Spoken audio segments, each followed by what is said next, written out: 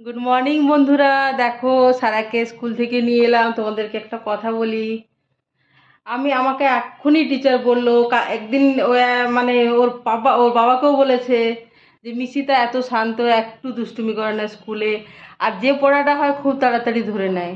এক্ষুনি আমাকে বললো, দেখো আমি কাপড়ও ছাড়িনি। আর বন্ধুরা, স্কুলে এত শান্ত বলে, সবাই ভালো বলে, আর কি দুষ্টুমি বাড়িতে করে তোমরা কোনো ওষুধ জানো কিনা বলো আমাকে।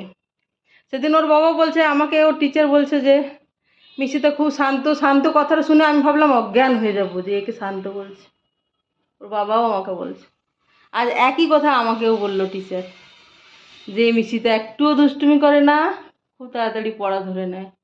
এর ওষুধ তোমরা জানো? বাড়িতে চরম দুষ্টুমি, বাড়িতেও, বাজারে গেলেও, বাইরে বেড়াতে গেলেও, এমন নয় যে বাড়ির ভেতরেই শুধু, যেখানেই যাবে।